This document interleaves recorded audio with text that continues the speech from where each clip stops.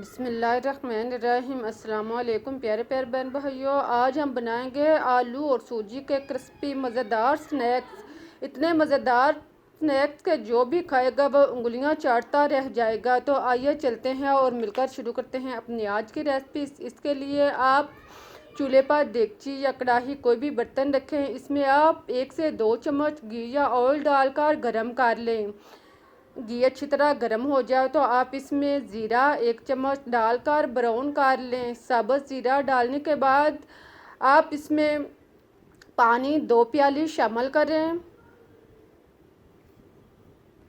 पानी डालने के बाद आधा चम्मच नमक डाल लें और फिर आप इसको अच्छी तरह मिक्स कर लें। नमक को पानी के अंदर हल करें और इसको अच्छी तरह गर्म होने दें। जब पानी गर्म हो जाए तो आप इसमें 1 प्याली सूजी, इसको आप छान कर साफ कर लें। सूजी डालने के बाद आप इसको अच्छी तरह मिक्स करें और 3-4 मिनट तक आप इसको चम्मच चलाते रहें और इसे पकाते रहें। आप देखेंगे कि जैसे जैसे आप चम्मच चला रहे हैं तो ये गहरी होना शुरू हो गई है और आहिस्ता आहिस्ता ये नरम भी होना शुरू हो गई है। अब आप इसी तरह चम्मच चलाते रहें और इसका पानी खुश्क होने तक इसे पकाएं। इसको आप आटे की तरह बना लें। जब सूजी का पानी मुकम्मल तौर पर खुश्क हो जाए और ये बर्तन से अलग होना शुरू हो जाए, बिल्कुल आटे की तरह नरम हलवे की तरह बन जाए तो आप इसको उतार दें। इसको आप उतार कर एक साइड पर रखें ताकि ये ठंडी हो जाए। इतनी देर में आप चूल्हे पर पैन रखें। इसमें आप 2 चम्मच ऑयल डालकर गरम कर लें। फिर आप इसमें ज़ीरा साबुत आधा चम्मच डालकर ब्राउन कर लें। 1 अदद प्याज लें, इसको आप चॉप काट लें। प्याज को डालने के बाद आप इसे नरम होने दें। साथ में आप 3 से 4 अदद हरी मिर्च लें, इसको आप काट लें। कटी हुई हरी मिर्च डालने के बाद अब आप इन दोनों को ब्राउन कर लें। इन्हें आप इतनी देर तक पकाएं कि ये अच्छी तरह ब्राउन हो जाएं। फिर आप इसमें टमाटर 1 अदद कटा हुआ डाल लें। टमाटर डालने के बाद आप इसे नरम करें। साथ में आप नमक टेस्ट के मुताबिक या 1 चम्मच डाल लें। सुरख मिर्च कुटी हुई आधा चम्मच डाल लें। गरम मसाला आधा चम्मच पिसा हुआ, आमचूर पाउडर आधा चम्मच, हल्दी पाउडर 1/4 चम्मच डालने के बाद अब आप इसमें अजवाइन आधा चम्मच डाल लें। इन सब चीज़ों को डालने के बाद आप इसे मिक्स करें और इसे 1-2 मिनट तक फ्राई करें। 2-3 मिनट के बाद जब ये अच्छी तरह फ्राई हो जाएं, मसाले जो हैं वो भुन जाएं, तो आप इसमें उबले हुए आलू 2 लार्ज साइज़ के, इसको आप पहले उबाल कर छिलका उतार लें और इसे क्रश कर लें या इसे कुचल लें। आलूओं को आप अच्छी तरह नरम कर लें। फिर आप इसके अंदर डालने के बाद इसको अच्छी तरह मिक्स कर लें। आलू और मसाले को खूब अच्छी तरह मिक्स करें। मसाले को आलू के अंदर अच्छी तरह जज़म होने दें।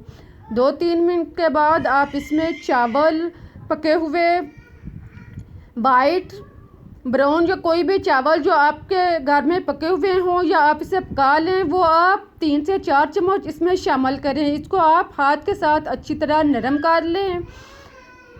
फिर आप इसमें डालने के बाद इसको मिक्स कर लें। इसको अच्छी तरह मिक्स करने के बाद अब उतार कर एक साइड पर रख दें ताकि ये ठंडा हो जाए। अब आप देखें कि सूजी जो है वो नॉर्मल हालत में हो चुकी है, ठंडी हो चुकी है। आप इसको 1-2 मिनट तक गूंद लें। साथ में आप हाथ पर ऑयल लगा लें ताकि ये हाथों के साथ चिपके नहीं। फिर आप इसके 2 से 3 पेड़े बना लें। अपनी आसानी के लिए आप इसको 1 पेड़ा बना के भी बेल सकते हैं या आप अपनी आसानी के लिए इसे 2 से 3 पेड़ों में तकसीम कर लें। देखें इस तरह आप इसके गोल से पेड़े बनाने के बाद फिर आप इसको पहले हाथ की उंगलियों के साथ आहिस्ता आहिस्ता दबाएं और इसकी गोल सी रोटी बनाते जाएं। इसी तरह आप इसको फैलाते जाएं और इसकी गोल सी रोटी बना लें। फिर आप इसको बेलनी के साथ बेल कर नॉर्मल सी गोल सी रोटी बना लें। इतनी मोटी रखकर इस साइज़ की आप रोटी तैयार कर लें जो ना ज़्यादा पतली हो ना ज़्यादा मोटी हो। फिर आप गिलास लें या आप किसी भी डिब्बे का ढक्कन ले सकते हैं या कोई भी सांचा ले सकते हैं गोल। इसको आप इसके ऊपर रख कर दबाएँ तो आप इससे गोल सी टिक्कियाँ निकाल लें।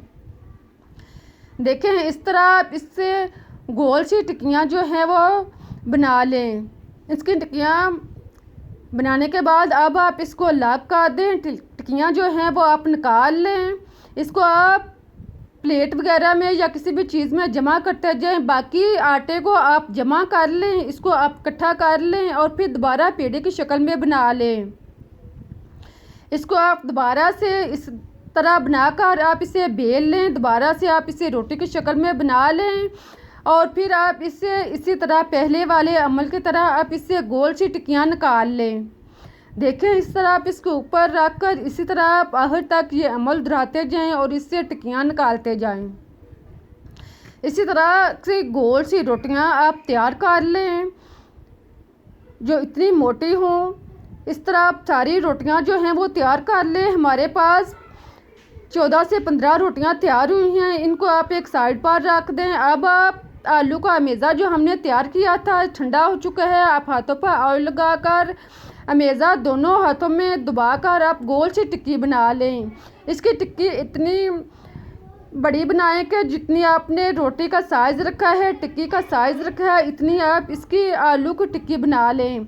अब आप सूजी की एक टिक्की रोटी को नीचे रखें, इसके दरमियान में आलू की टिक्की को रखें। आलू की टिक्की जो है वो ज़्यादा पतली ना हो, ज़्यादा ना ही मोटी हो। इस तरह इसकी टिक्की को इसके दरमियान में रखकर इसके ऊपर एक और सूजी की रोटी रख दें। इस तरह आप इसको हाथ के साथ अच्छी तरह दबाकर सेट कर लें। पहले आप इसको अच्छी तरह हाथ से दबाएं और फिर आप इसको रोल करके किनारों से अच्छी तरह इसे सेट कर लें। देखें इस तरह आप इसको गोल से स्नैक्स की तरह तैयार कर लें।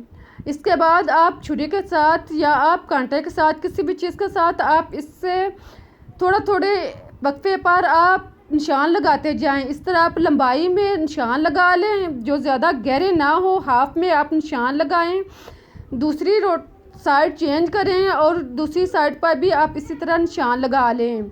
दोनों साइड पर आप इसी तरह निशान लगाने के बाद आप स्नैक्स हमारा बर्गर जो है की शक्ल में तैयार हो चुका है। इसको आप बनाकर एक प्लेट या ट्रे में महफूज करते जाएं। देखें इस तरह आप सारे बर्गर या स्नैक्स जो हैं वो तैयार कर लें। हमारे पास 5 से 6 अदद स्नैक्स तैयार हुए हैं। अब आप चूल्हे पर तवा या पैन कोई भी चीज़ जिसमें आपने इसको ब्राउन करना है, फ्राई करना है, इसके ऊपर आप 2 चम्मच घी या ऑयल लगाकर इसकी सतह को अच्छी तरह तार कर लें। ऑयल जो है वो ज़्यादा नहीं लगाना, बस इतना लगाएं कि इसकी सतह जो है वो अच्छी तरह तार हो जाए। फिर आप एक एक करके इसके ऊपर स्नैक्स रखते जाएं।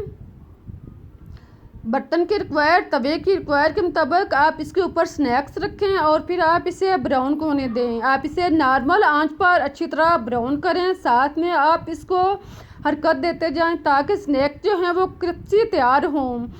2-3 मिनट तक एक साइड से ब्राउन करें। जब इसकी साइड ब्राउन हो जाए तो फिर आप इसे चेंज कर दें, दूसरी साइड चेंज करें और दूसरी साइड से भी आप इसी तरह 2-3 मिनट तक आप इसकी साइड को ब्राउन करें।